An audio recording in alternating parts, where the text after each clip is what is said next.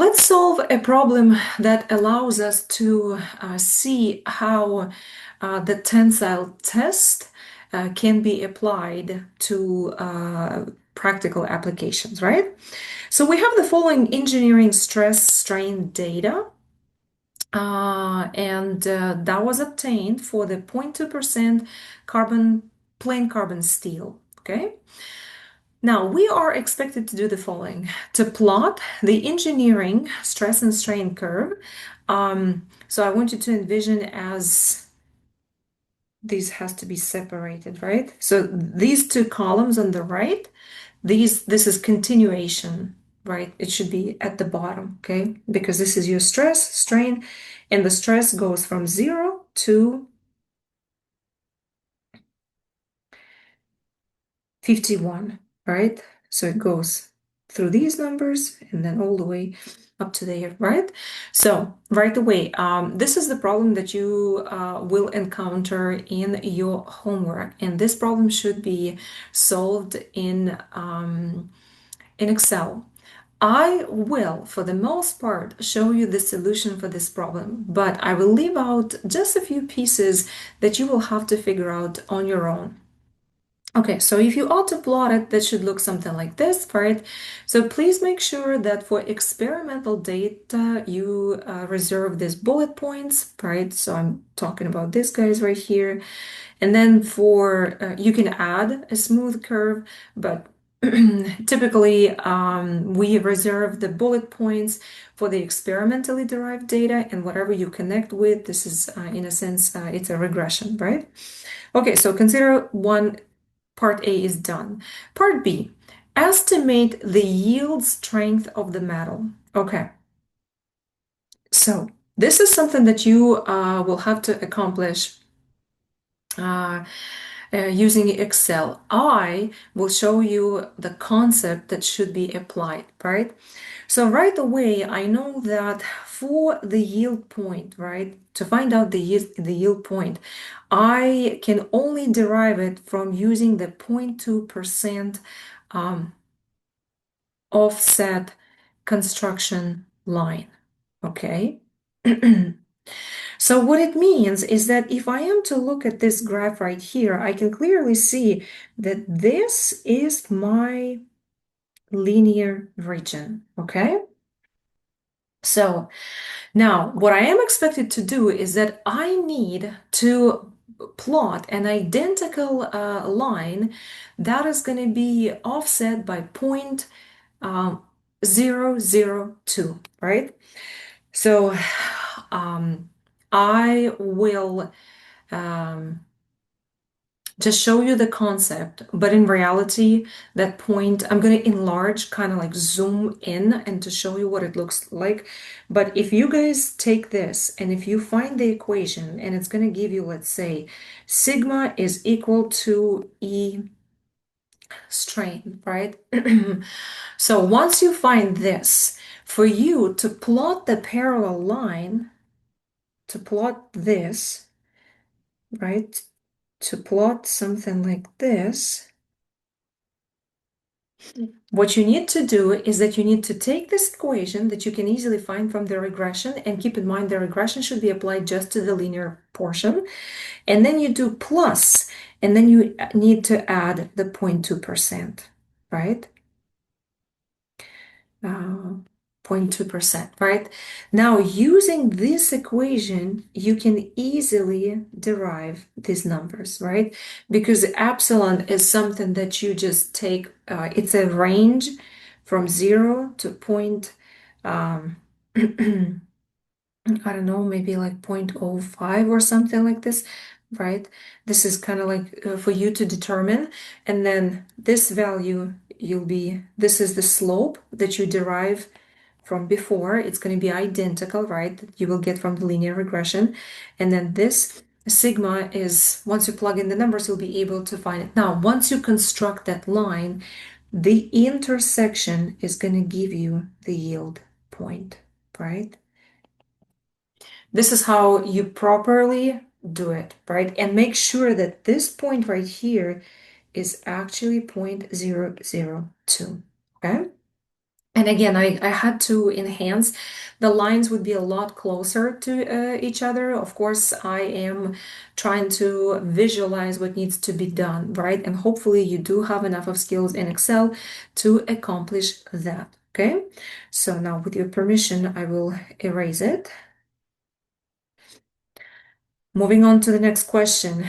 Next question is that we need to determine the ultimate tensile strength of the alloy, okay? So this is the largest stress that the material can withstand, right, on the tensile test. And if I am to look at here, it's somewhere here, right? And this looks like it is the maximum point. So I can actually identify it from a table, right? If I am to look at the stress values, right, I'll realize that the highest value is going to be 76.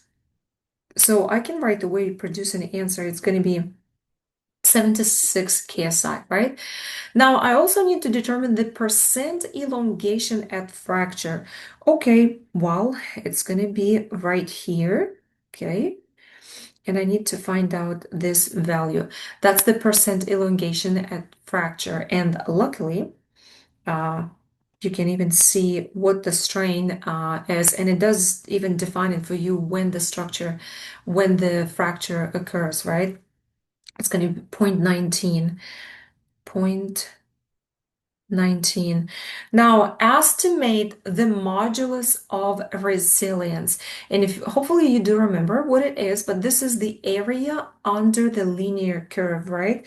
So the modulus of resilience is going to be your U sub R, which is 1/2 yield point times the corresponding strain point. Now, one thing that I will emphasize, oh, I wish I didn't erase it, but let's say once you do construct this line, right? And then once you find this intersection, like, ah, it was going so well. This is not getting any better. All right, so this is the point, right? Let's say if this is my yield point, keep in mind that you still need to estimate the corresponding yield strain, right? So that means that I will enlarge it for you. That means that I will have to drop down all the way here to see what is the corresponding point, right? And if this is my yield point, right, the stress, then this is going to be my corresponding strain. And this area would be your, again, I'm kind of like using it roughly, but you will have the ability to do that a lot more precise in the Excel. But this area under the curve, right, the 1/2 of yield stress times yield strain is going to give me the modulus of resilience, right? Now, and the last one, it has to be the toughness. Estimate the toughness of metal, right? So here's the thing. Now that you have this area right here that is shaded in red, you're missing the remaining area, right? So meaning that I would also need to take this area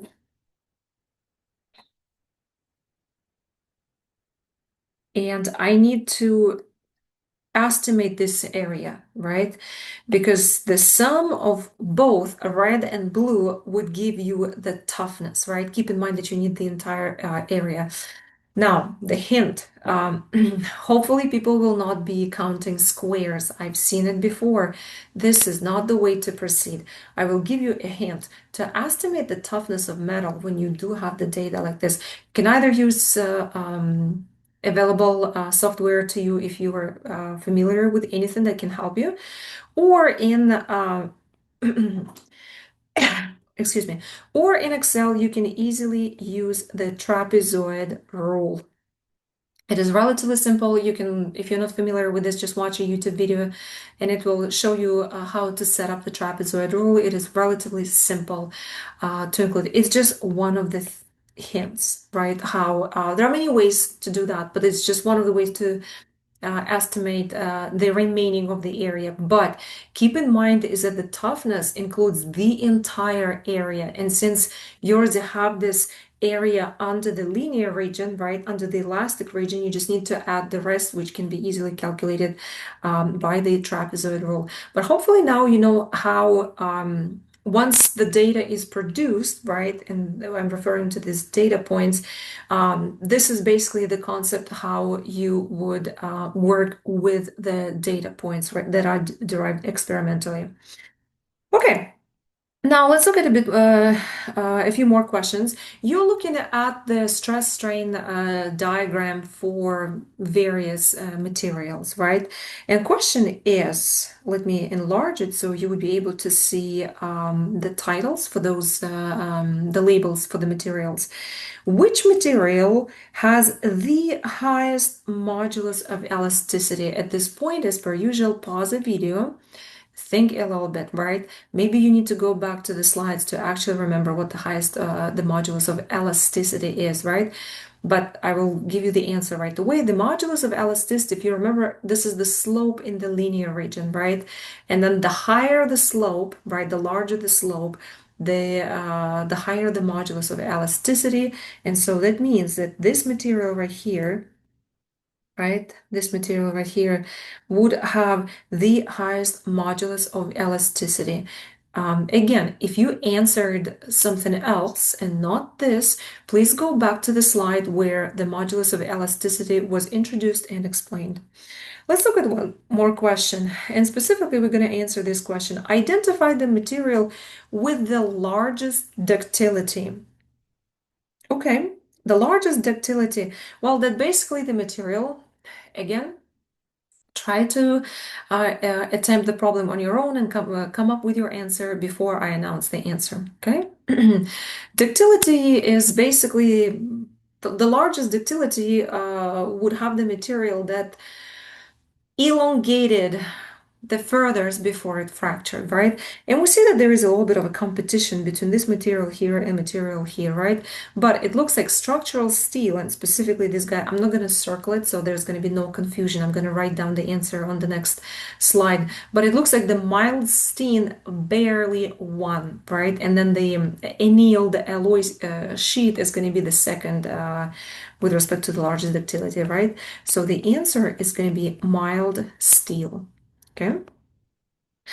Now, earlier we did look into the necking, and this is this phenomena right here, right? When we described is that at some point the material tends to basically dip a little bit, right?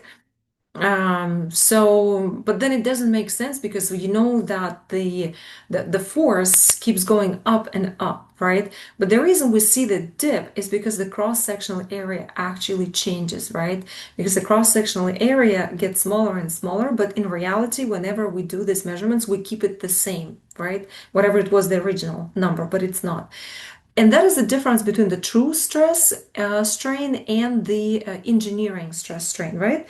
So engineering stress strain, whenever we estimate it, I will first show you the example with the stress, right? Whenever I do it, and I'll put the letter E, meaning that this is engineering, I have a force divided by the cross-sectional area, and I keep the cross-sectional area the same, but in reality it actually changes. So now it gets smaller, okay? So if I was to actually calculate the true stress, which should go up and up and up, right? The reason it goes up, it's because there you still plug in the force that you apply to, right? And you usually can set it up manually, but you divide it by the area that you remeasure, right? The area that is actually corresponding to the measurement that you're taking in the moment, right? You're not taking the original area. And so this is why the true stress is always higher than the engineering stress. But typically in all our practical applications, we go with the engineering stress. We don't go this extra route to make sure that we encounter for the real cross-sectional area, taking into consideration the necking. And the reason you do that, because if you guys think for a second, if you look at these values, early on, right, especially during the linear region, there's no difference, right, because necking doesn't occur. And then in the linear region, there's no difference between either engineering stress or the true stress. You do start seeing difference, and the difference gets bigger and bigger once the necking, right, gets a lot more prominent. But usually we don't like our materials. We don't like you don't want your material to operate under the conditions when it's actually getting deformed, right? Because you're losing the structural integrity. And this is why we should be familiar with the true stress concept. But you will notice that very often the numbers that are reported and the numbers that are taken into consideration are engineering stress, even though that number is slightly off, okay? But let's look at the basically difference. So once again, as I just said, the true stress and the true strain are determined based on the instantaneous cross-sectional area and the length of the specimen, right?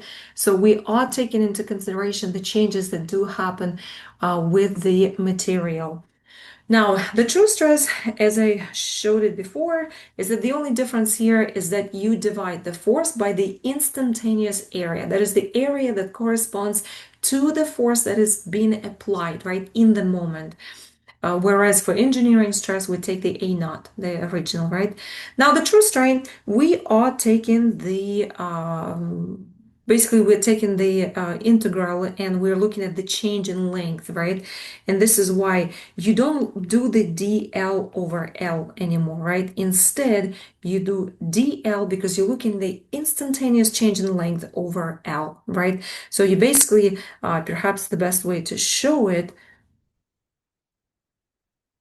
is that you go from here to here, right? And the difference is that you go from change to instantaneous changes over the length, right?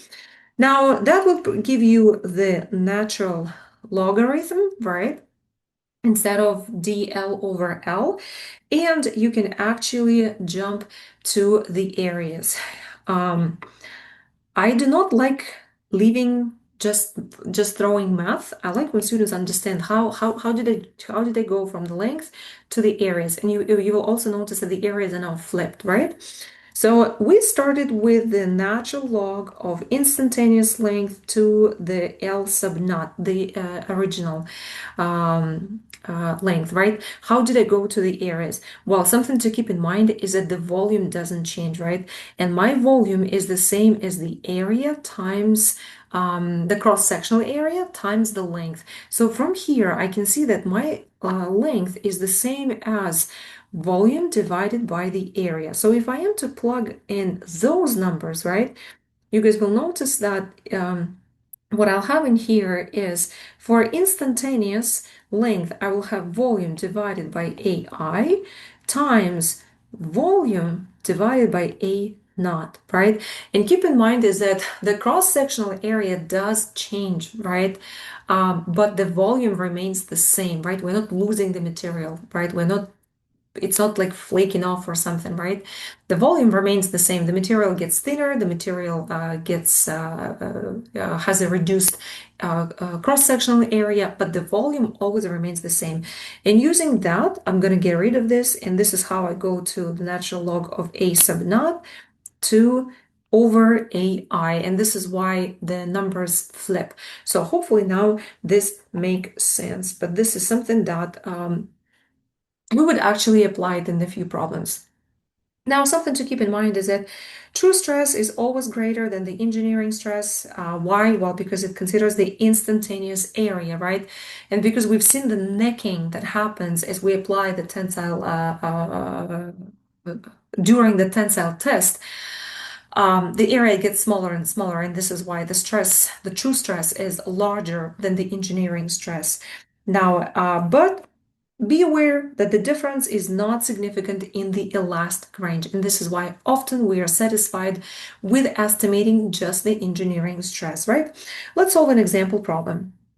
So we have a 0.505 inch diameter um, aluminum alloy test bar, which is subjected to the load of 25,000 pounds. If the diameter of the bar is 0.49 at this load, right, this is going to be your instantaneous cross-sectional area, meaning that I originally had 0.505, but the instantaneous cross-sectional area, taking it back, a diameter, we reported the diameter, right? That's a different, there's a difference, is 0.49. We need to determine first the engineering stress and strain and then the true stress and strain. Okay, so let's do it together.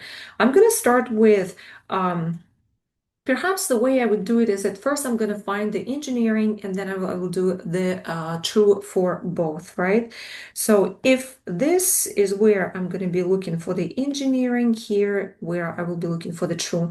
All right, so let's start with the stress. The engineering stress is force divided by the cross-sectional area, and that is going to be at 20,000 pounds divided by the original diameter was 0.505. Hold on. The cross-sectional area, right? Hold on.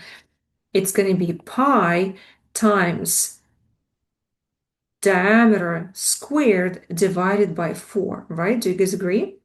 Because anything in the bottom, this entire thing is going to be my cross-sectional area, and I'll remind you again, so the cross-sectional area is pi d squared, I don't know what's happening with me, divided by 4.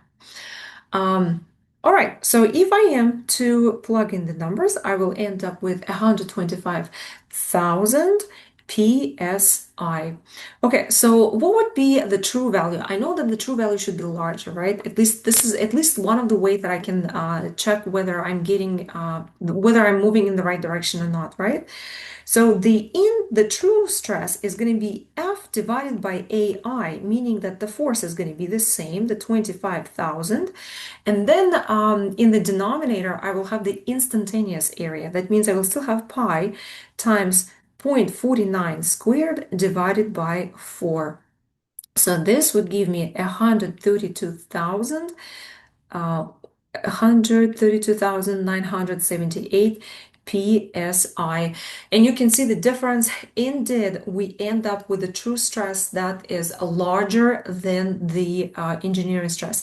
So this is how we also know that we are uh, most likely beyond the elastic region, right? Because in the elastic region, the difference is rather insignificant. Okay, so now let's find uh, the strain, right? So I will start with the engineering strain first, and I put the sub E just to make sure that we are on the same page.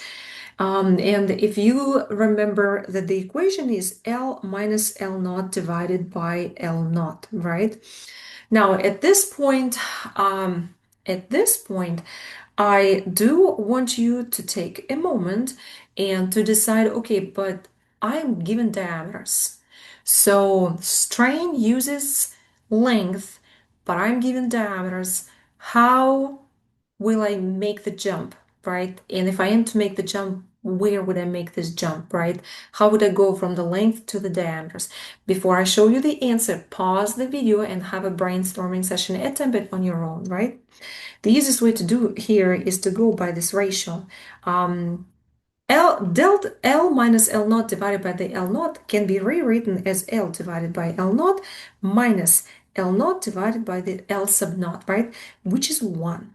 Okay, and now I know that the L divided by the L naught is the same as this, right? We already found that there is a dependence between the two. You can forget, just cancel out the logarithm on each side, and then you'll find out that this is going to be the same as A naught divided by the A minus 1, right? Now, I already know that I'm already familiar with the process of going from the cross-sectional area to the diameters. So that is going to be D naught squared divided by D minus 1. And sadly, I did not do the math earlier, so allow me to do it with you. So it's going to be 0.505 squared divided by 0.49 squared minus 1. And the answer I have here is going to be 0.062. I'm going to keep three significant digits to stay consistent, right? And units are dimensionless. I do not like how I invaded the space that was dedicated specifically for the true values. So I'm going to move it a little bit to the left. Now, the true value is going to be using the natural log, right? So the true value is going to be a natural log of Li. I'll just plug in right away, right? Um, so it's going to be natural log of areas, and I'm going to jump from areas to the um,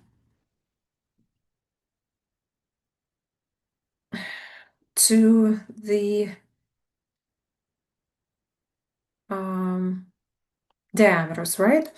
So it's going to be d naught squared divided by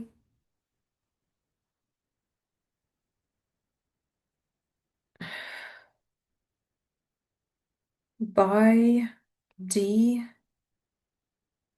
I just noticed I missed a squared in here, but I'm pretty sure I plugged it in. Yeah, I'm pretty sure I plugged it in. Divided by the d squared, and that shall give me, so that shall give me, it's a natural log. I'm just doing a shortcut of 1.062. Okay, and the value here is going to be 0.6. Okay.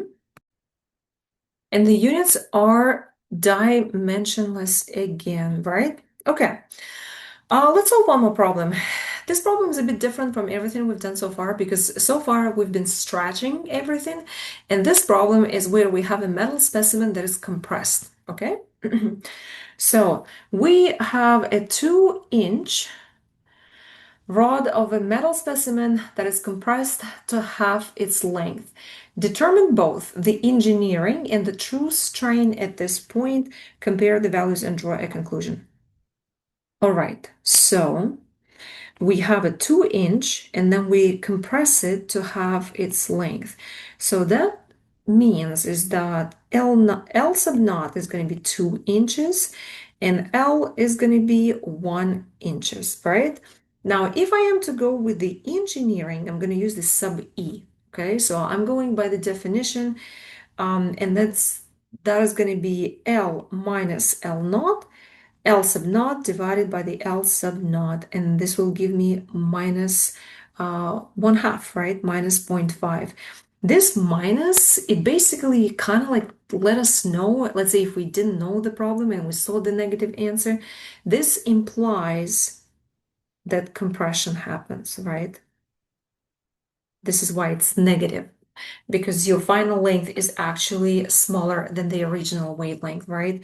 Now, if I am to estimate the true, um, I'm gonna take the natural log where you will have the L, which is 1 divided by 2, right? So it's going to be the natural log of 0.5.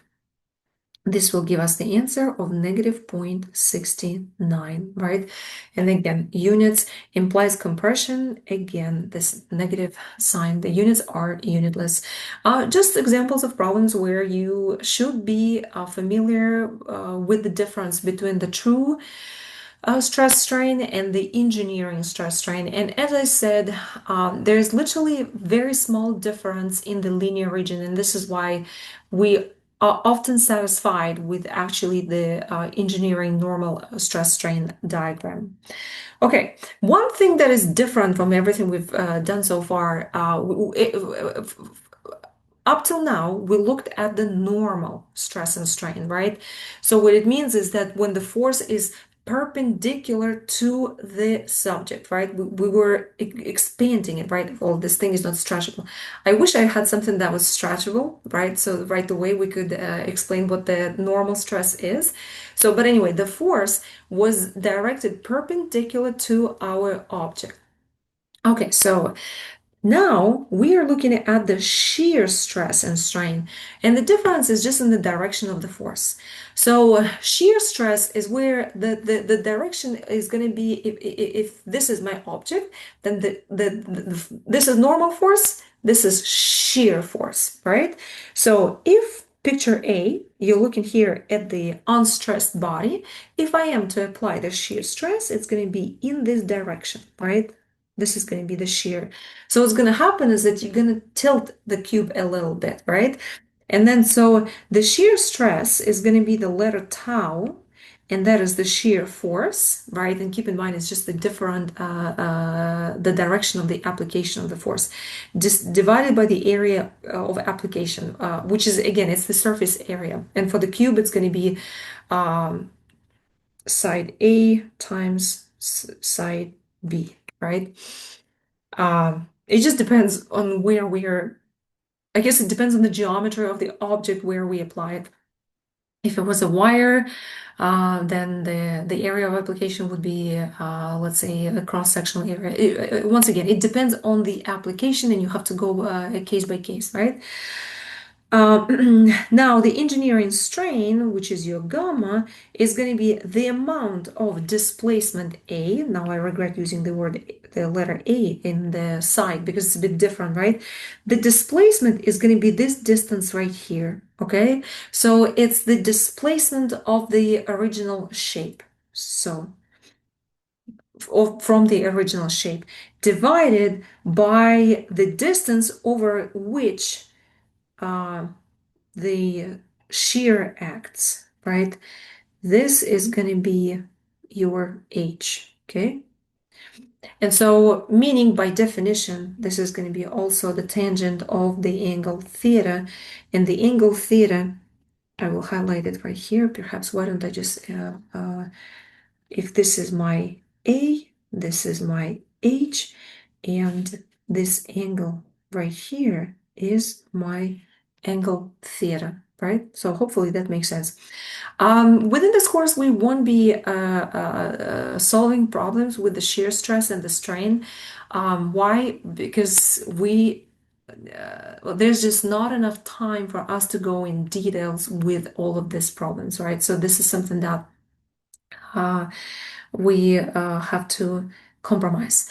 Okay, but something that I want you to be aware of is what happens when the plastic deformation occurs, right, in a single crystal. And typically under the micro, well, first, if the material is cold worked, 100% it went through the plastic deformation, right? And then usually under the microscope, you will see these lines, like these beautiful, beautiful lines.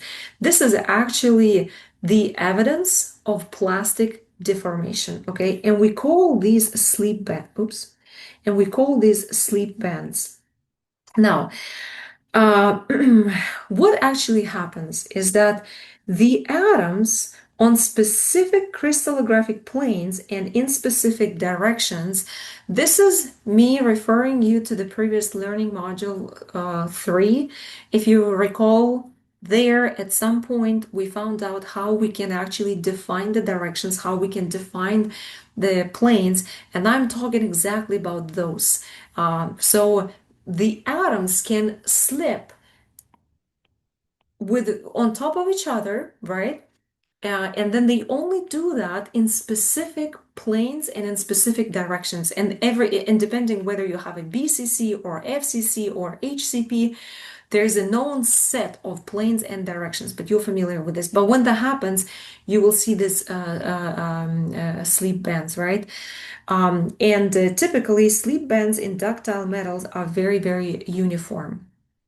Okay, so what about the slip mechanism and how exactly it happens?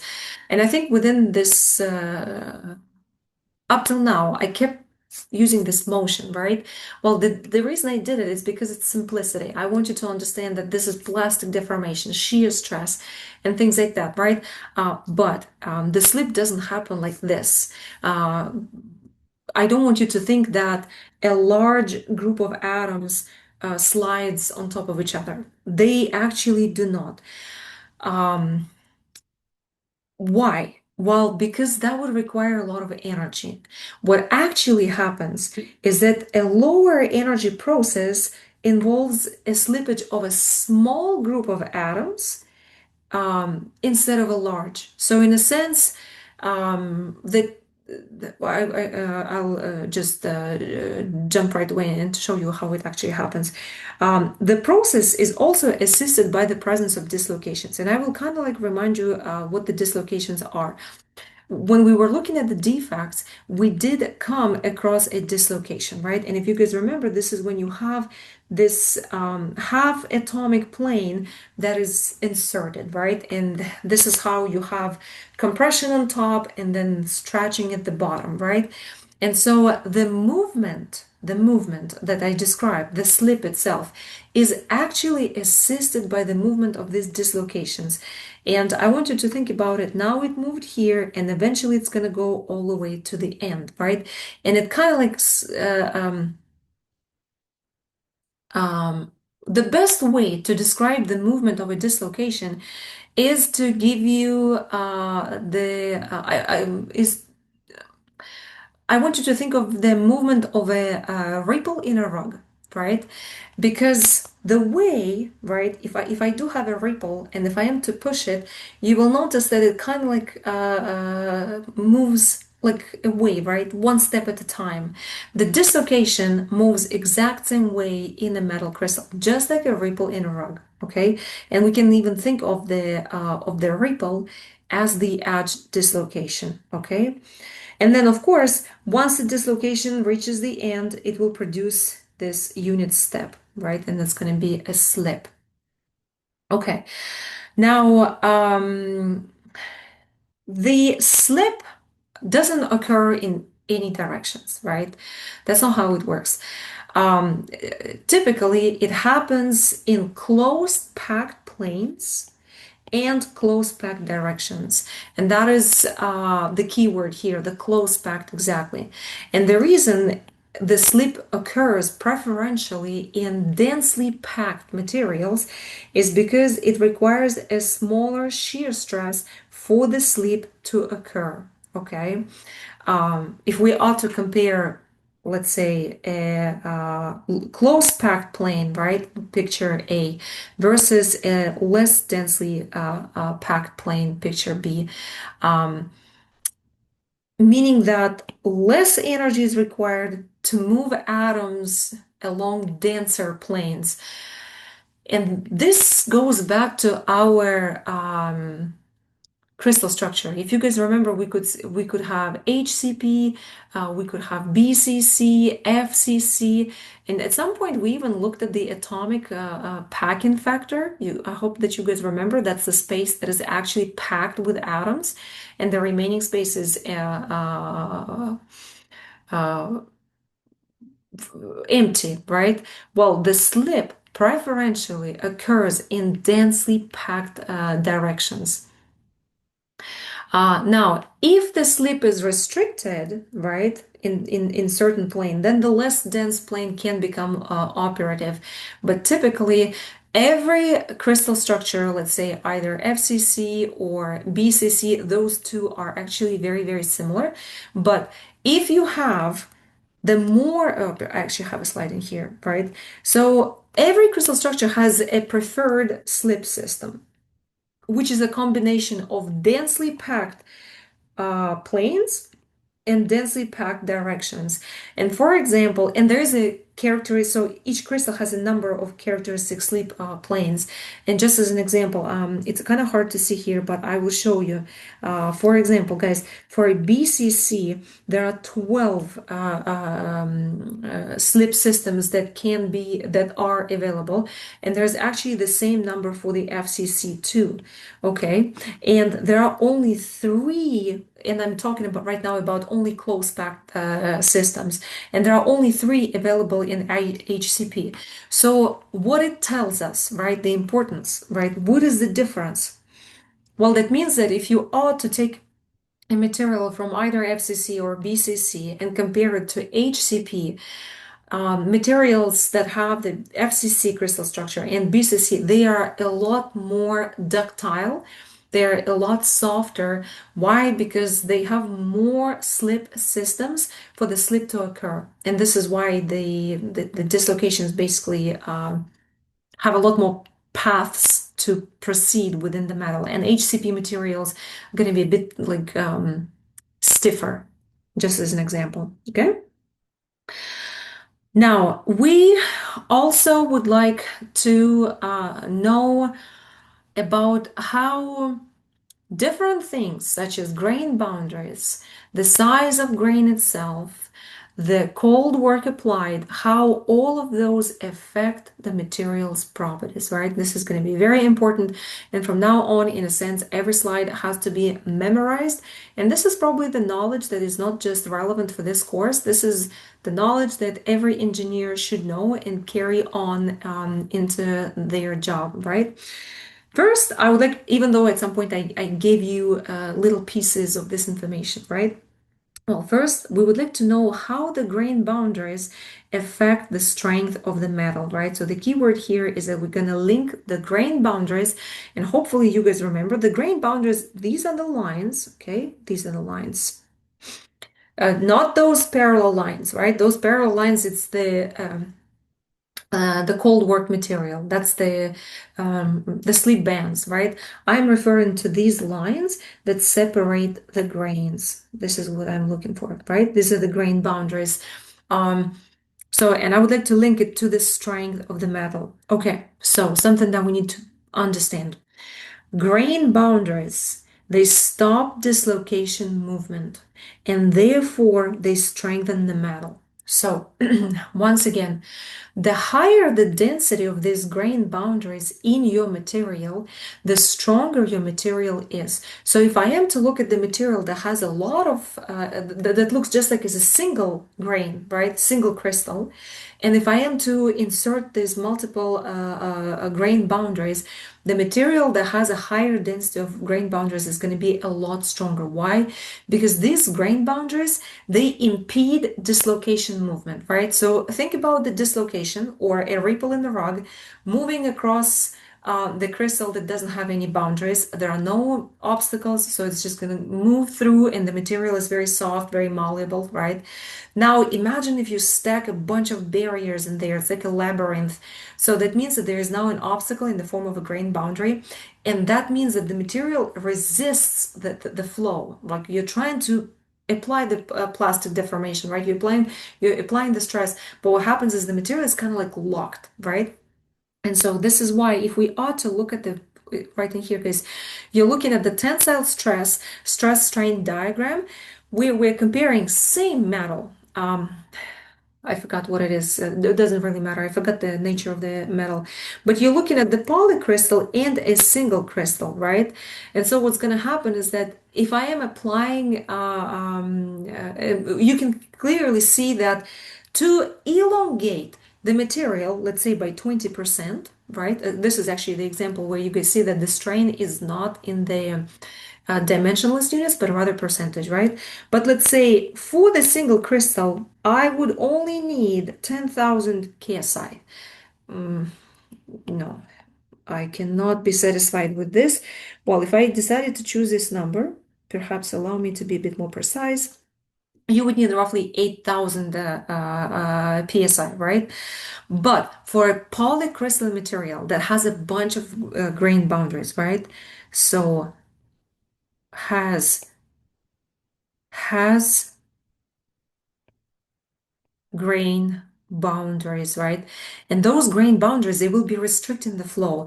So you will notice that to elongate the material by exact same 20%, you will need almost 39 KSI, and the difference is drastic. So that means that one of the ways to strengthen the material is to actually increase the density of grain boundaries, right? Um, Now, one thing I will also mention to you, right? because now we are familiar with the slip bands, it's just off note, is that in polycrystalline metals, and this is the figure that you're looking at on the left, you will notice that the slip bands are parallel inside the grain, but then they change the direction from grain to grain due to the orientation of the grain, right? So I will just show you an example like this, because we'll see that the direction here for the slip bands is like this, right? But if I am to go from this grain to the adjacent grain, you will see that in this grain, the slip bands are always parallel within the grain boundaries, right? Within the same grain. And then once you go from a grain to a grain, the direction may change because it depends on the orientation of the grain. But once again, hopefully you guys understand that the grain boundaries impede or they stop, prevent the dislocation movement. And by doing so, they strengthen the material. Okay. Now, but question is, how do I increase the density of grain boundaries? Very simple, by reducing the size of my grain, right? Because the smaller the grain size, the higher the density of my dislocations. And there is actually an empirical equation, which we call a hole patch equation, which allows us to relate the strength to the grain size in diameter. And this is what it looks like. This is going to be your yield strength right here. And the yield strength is going to be sigma dot naught plus K divided by the square root of D. Your D in here is going to be the average grain diameter. Keep in mind is that the sigma naught and K are the constants, okay, and they are usually always given. Now, the finer grains result, of course, in strength, higher strength, right? And obviously, the properties in general, excuse me, are more uniform and what we call isotropic properties. That means that the properties, when we say isotropic, that means that the properties in the material are the same regardless of the direction you go. The opposite effect would be anisotropic, right? That means you go one direction, the properties are this. You swap the direction and then the properties change.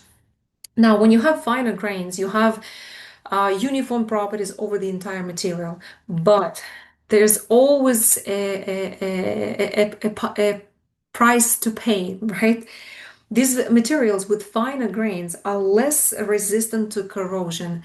And later on, you will see how we're going to link the grain boundaries, the size of your grains, or perhaps the density of grain boundaries. It's kind of like all the same. They're intertwined together to the corrosion.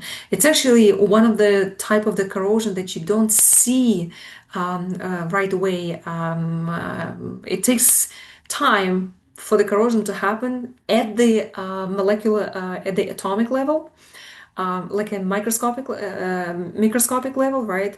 Uh, Before you are able to detect it with your own eyes.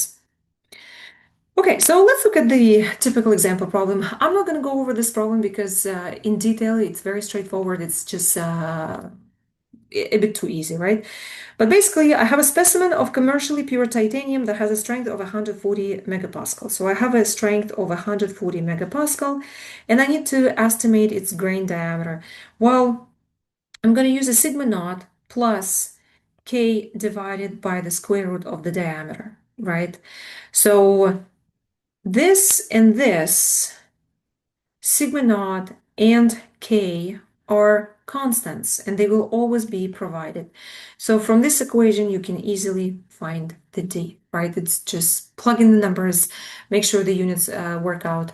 I am avoiding this problem because I do not have a book where has the appendix with these constants. But in the exam, if I am to provide something like that, I will 100% supply enough of information for you to be able to take the equation and find the unknown, right? So just forgive me for not being able to solve that problem with you guys. I don't want to plug in the random numbers. All right, so moving on to another problem. This is more of a theoretical problem. The highest yield strength of a single crystal of copper is given in the table 6.4 to be 0.94. Looking at the table 6.4 reminded me where to get the constants, right? Constants. And if you insist on solving the problem, they are given in table 6.5. Not in all, not for many materials, but there is the one for pure titanium for sure. Anyway, so I have a single crystal, right? And the yield strength is 0.94 megapascal. Now, the yield strength of the same metal, but in the polycrystalline, right? Now, if I'm looking at the polycrystalline copper, the yield strength goes to 6 megapascal, right? More than 6 times of what it was for the single crystal. How do you explain the difference? Well, density of grain boundaries, right? So density of GBS, right? Grain boundaries prevent the dislocation movement, and this is how they strengthen the material, right? And this is just an example like this. Okay, plastic deformation. What is the effect of plastic deformation, which is also a cold work? And whenever we look at the cold work, you will see something like this, right? You'll see those sleep bands because cold work basically does inflict plastic deformation. Now, plastic deformation results in shearing of grains relative to each other, right? When the grains are elongated, right? Elongated, and not only they are elongated, but there is also basically everything we've seen with the sleep bands, right? The slip occurs, and that's what we see under the microscope. The grains always elongate in the rolling direction, right? Now, the important thing is that the grain distortion makes the metal stronger, and obviously, the higher the percent cold work applied, right, the more plastic deformation occurs, the stronger the material. But it also becomes brittle. If you remember that, that is important. It loses its ductility, and it makes sense, right? So the way it works is that usually this distortion and the cold work itself, the plastic deformation, creates new dislocations, and then these dislocations, they are in a sense they are entangled, and this creates a network of dislocations that prevent the movement of other dislocations, and this is why we end up with a material that is so much stronger, right? um I would kind of like a little bit ahead of me. I already gave you the answer, right? The cold work and the tensile strength. The cold work, just as the plastic deformation, does increase the tensile strength, right? Why? Well, because the number of the dislocations is increased during the cold work, and the dislocation movements are hindered by both grain boundaries and other dislocations. And here's an example. You can see this is a beautiful example. You can see how the cold rolled, the pink material is a lot stronger, right? A lot stronger and stiffer.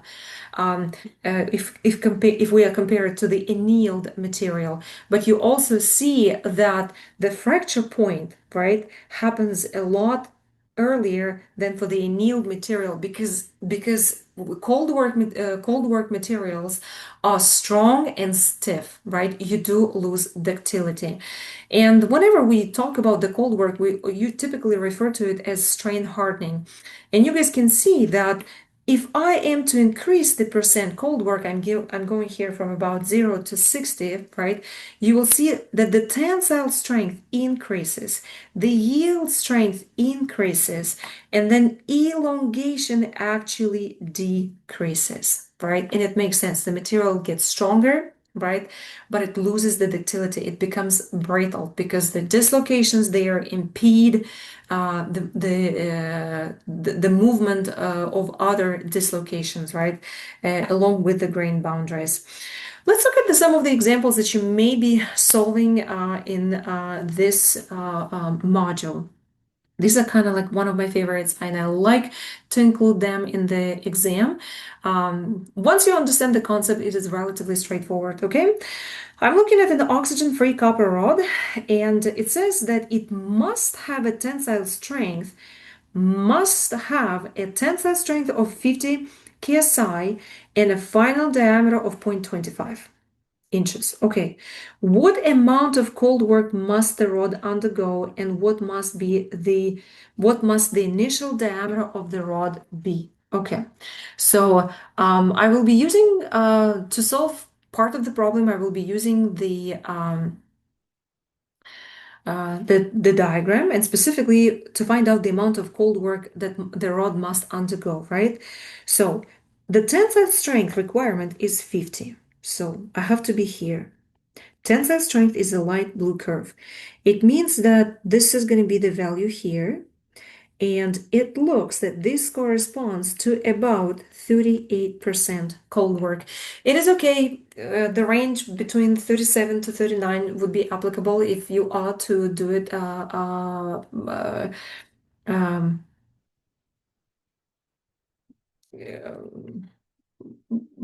on your own, right? During the examination. It doesn't have to be the exact number. I understand that we're looking at the graph.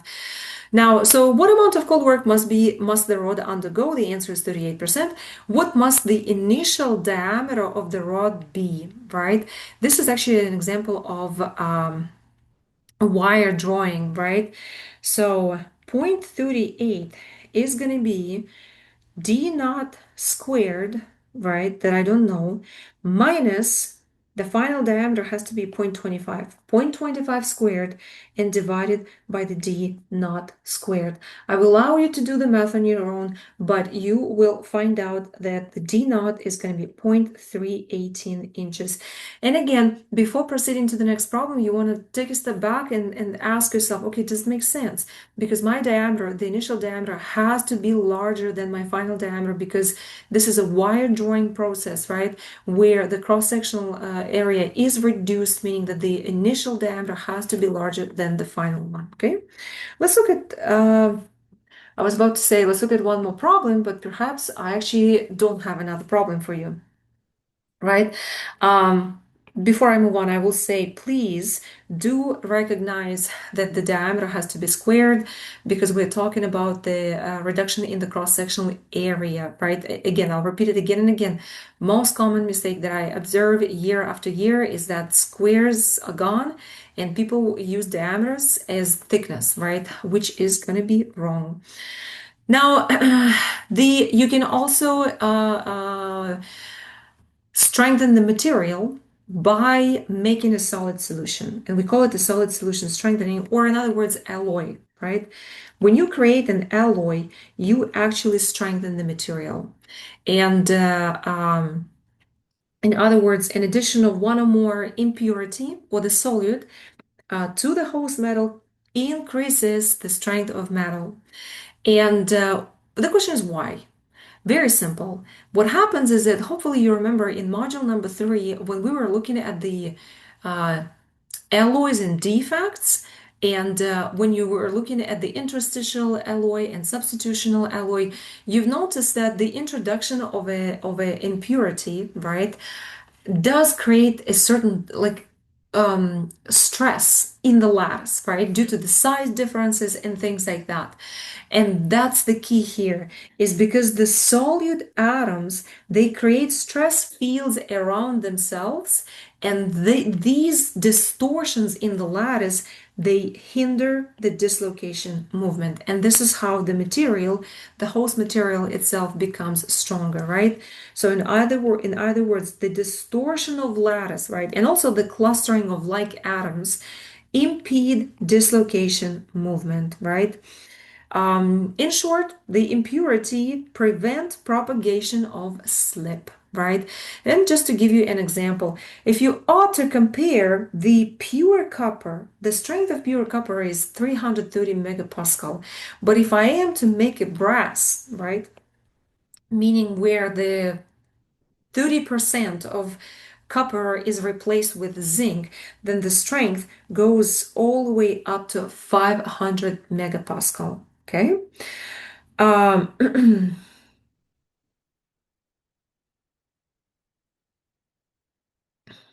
I think this is the problem I had in my mind. I separated them a little bit, right? Okay, let's do it together.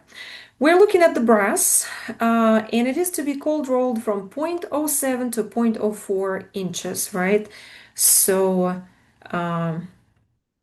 from okay, so I'm going from X not 0.07 to X 0.04, right? This is a sheet, so I'm looking at the reduction thickness. I need to calculate the percent cold work and estimate the tensile strength, yield, and elongation from the figure below. Okay, well, it's going to be the cold work is going to be 0.03, right? That's the difference in thickness. And we divide it by the original value. So this would produce me roughly 43%. Now, if this is 45, 43 is somewhere in here. So I'm going to draw the line all the way up till it intersects everything. And it looks like for the tensile strength, the answer is gonna be 40 KSI, right? For the yield strength, the answer is gonna be 32 KSI, right? Again, if the number that you identify on the figure is a bit different from mine, don't worry about that. I always accept the range in the exam, but the range should make sense, right? And now the elongation, please keep in mind is the elongation has its own axis on the right. So that means that I have to look up this way, and this is going to be roughly 8%, right? And elongation is going to be 8%. This is just another example of how you would solve a problem with cold work and reading data from the diagram. One more problem. So we're looking at again at the brass wire. Oh, this time is a wire, right?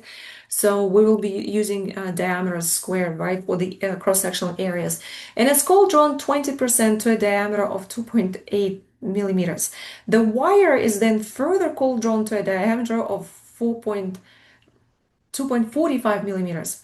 Calculate the total percent cold work that the wire undergoes, and then once you do that, you need to estimate the wire's tensile and yield strength and elongation. So again, that's one of those problems where you need to be very, very careful, right? Where you don't need to, if there are multiple steps, to find out the total number work percent, don't add up the percentage, right? You need to identify the real initial diameter and then the final diameter, and then use those to estimate the total percent cold work. But to do that, first I'm gonna use the step number one where the 20% was done. I have like this d naught squared that I don't know, and I know that the intermediate value right at the end of this step was 2.8. So from here, if I am to do the math, I will find out that actually I already did the math. So I'm just gonna please make sure you do the numbers. Please make sure you practice. Please make sure you do not just take the numbers that I am throwing at you on the screen, right? But this is going to be my D naught. That means that the cold work percent, right, the total is going to be 313 squared minus 2.45 squared divided by 3.13 squared. And it looks like the percent cold work is roughly 39%. So how would I do the rest? Well, I'm gonna draw a line that corresponds to 39%. I'm drawing that line up till it intersects all of the values. And this is how I will find out that my tensile strength is roughly, I say 38%, right? Oh, my apologies, not percent, 38 KSI.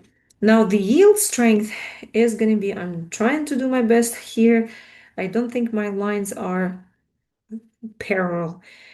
32 KSI, right? And the elongation, please do not forget that you need to look to the right? So there it looks like it's, I don't know, 8 to 10%. I'm going to go with the 10%.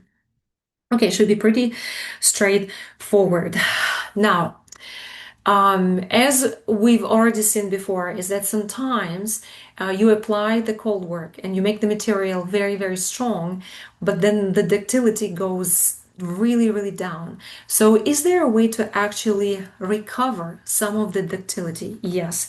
And usually you can use the process annealing, right? So annealing is a heat treatment process that is applied to a strain hardened or cold work metal, right? And the reason you do that is that it allows you to remove residual stresses.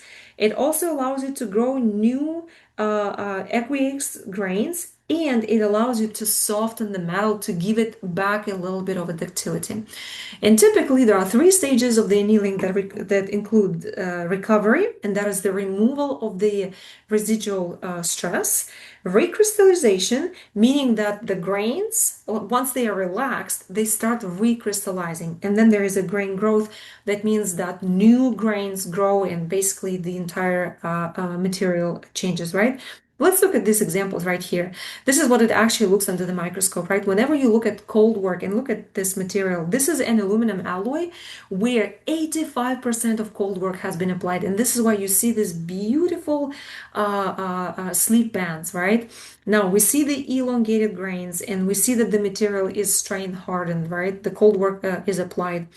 Okay, but now if we have to take this alloy and we actually keep it at 302 degrees C for 1 hour, you will notice these tiny, tiny pools, right?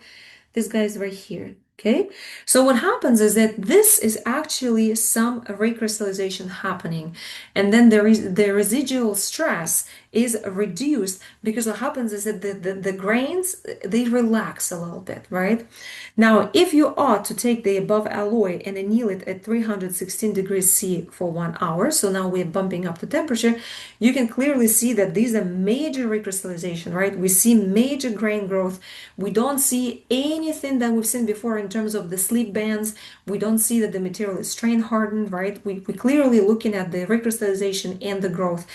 And if we are to do something like that, we drastically change the material's properties. Well, how does this happen? And I will explain it to you. It's actually relatively easy, right?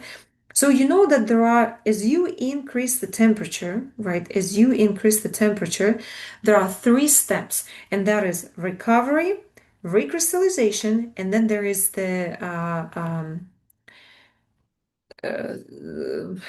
how was it? Grain growth, right? For some reason it's missing from here. Grain growth. Okay? So now what happens as I increase the temperature? Well, during the recovery, you can see that your strength, right, and the hardness, they do not change much. However, if I am to increase the temperature and if I am to actually go into the next step, which involves recrystallization, right, then you will see that the strength will drastically drop, right, and so would the hardness, and then they're going to be at this new level of whatever your new material is, because it is going to be almost like a new material, same composition, right, made out of same amount of whatever it was, either pure metal or alloy, but has completely different properties. What happens with ductility? Ductility doesn't change much during the recovery, but once we go through the recrystallization, ductility goes up, and in a sense, the numbers now swap. So the material was strong and brittle, right? Hard and brittle. Now the material becomes soft, malleable, and things like that. And you can see that the cold work material always looks the grains they look elongated, right? During recrystallization we see like this reshaping, right? The grains are relaxed and there is a recrystallization, and then in here we have the growth of new grains. And if you ought to compare these new grains to the previous ones, you can clearly see when the material is cold worked there is a significant this strain, right? And that's why we call strain hardened, right? I'm also listing it on the left-hand side, everything that I just said. And perhaps it makes sense for me to just kind of like to repeat everything I said, right?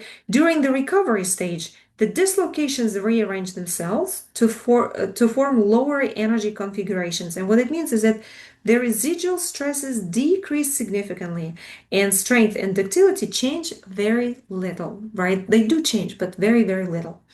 Now, once we are going into the recrystallization stage, the diffusion dissolves dislocation, and then the strength and hardness decrease significantly. Ductility increases significantly, new grains start to grow. And during the grain growth stage, we basically just the growth of grains increases significantly. And in a sense, you're looking at the new material, right? Okay.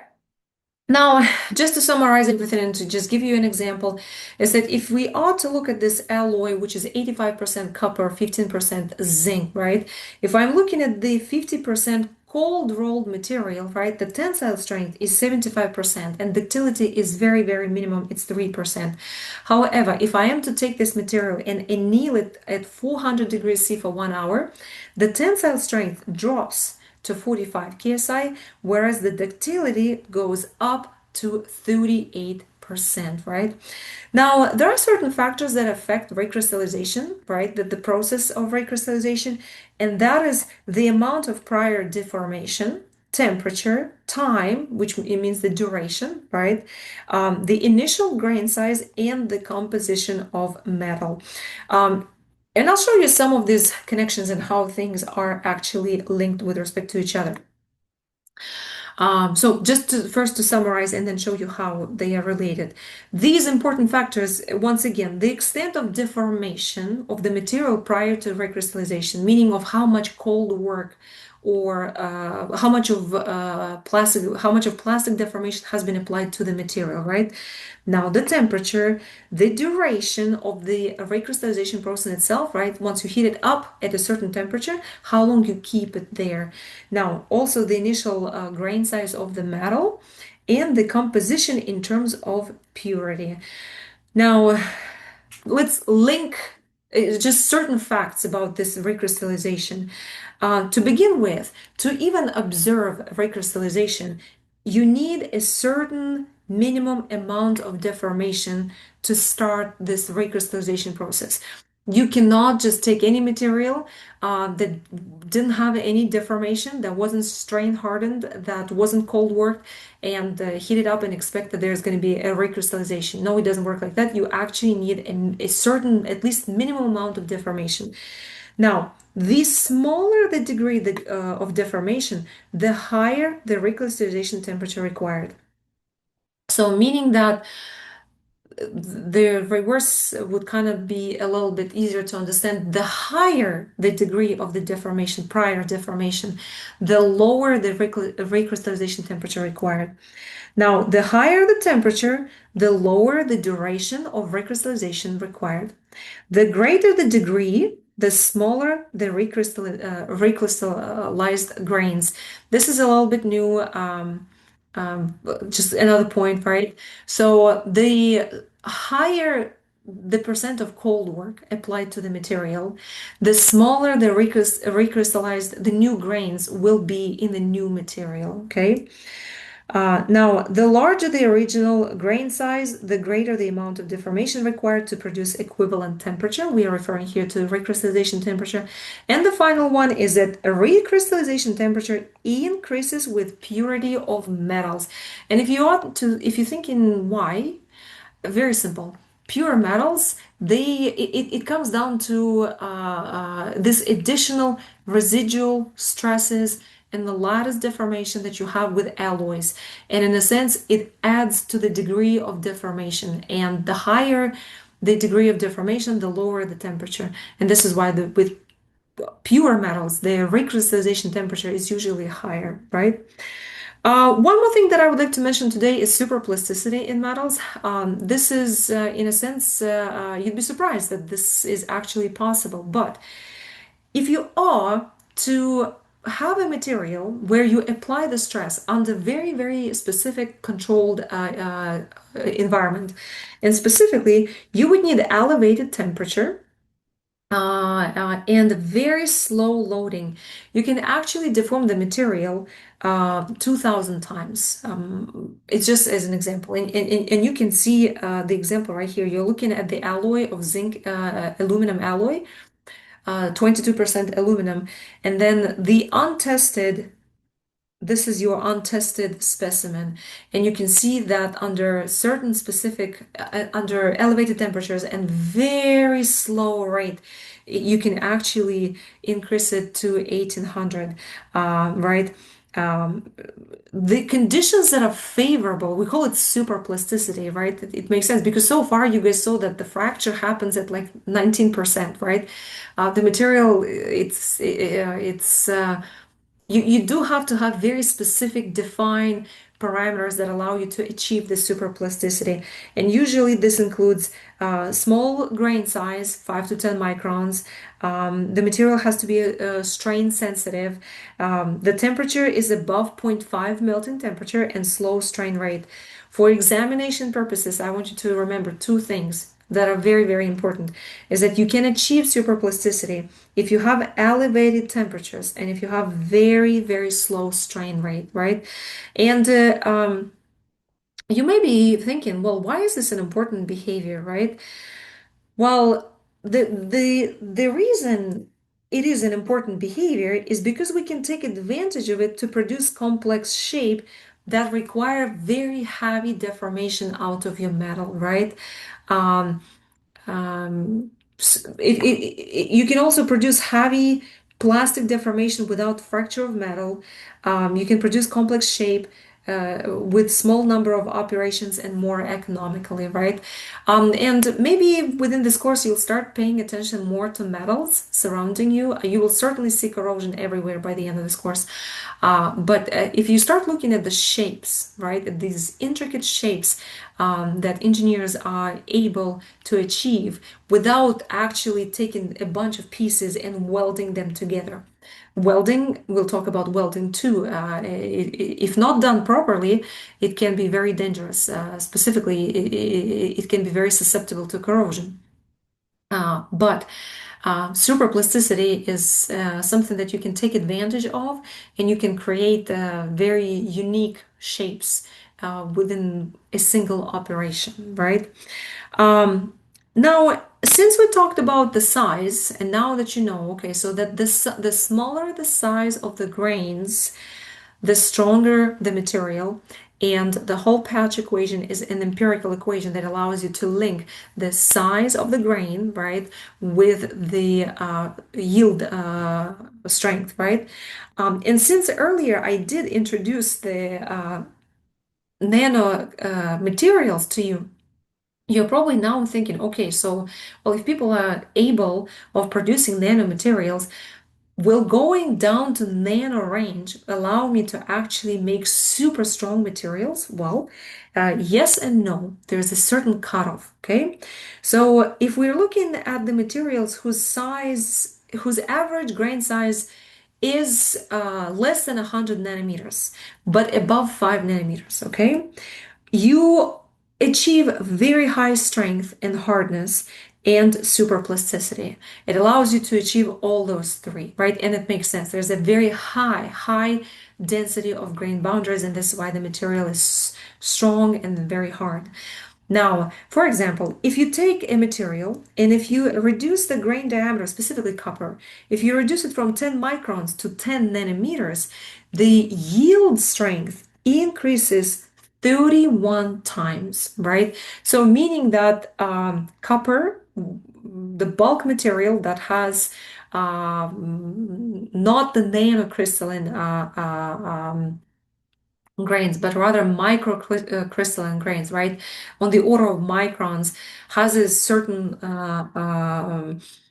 strength. But if you reduce the size of the grains to 10 nanometers, you increase the yield strength as high as 31 times, right?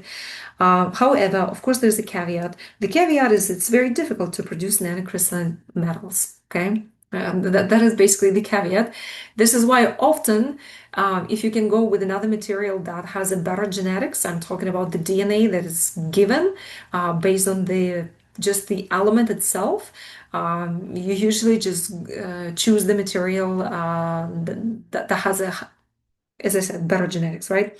Now, the one important thing, if the diameter is less than 5 nanometers, the elastic modulus actually drops. And in a sense that the strength, you have the negative effect. Um, you have a negative effect. Why? Because if you think about it, the reason it happens is that if you go too low, you have more atoms in the grain boundaries than in the grain itself. And the strength doesn't come from the grain. The metals in grain boundaries are susceptible to too many things, and we will look at it later on. But for now, I just want you to remember that there is a cutoff, even though going to a smaller grain size down to 10 nanometers does allow you to increase the tensile strength. If you go too low and the cutoff perhaps 5 nanometers, you do have a negative effect, mostly because you have more atoms in the grain boundary and not in the grain. And I guess the final question of the day that I had for you is that why the nanocrystalline materials are stronger. And you will notice that is that with all of the questions, I always expect you to respond using the knowledge that we've covered in our modules, right? So in here, I ask you to answer based on the dislocation activity. So hopefully, most of you are able to provide an answer at this point, right? As the grain size decreases, the density of grain boundaries increases, which can prevent the slip, right? In other words, the slip is the ability of the metal to resist the movement of the dislocation.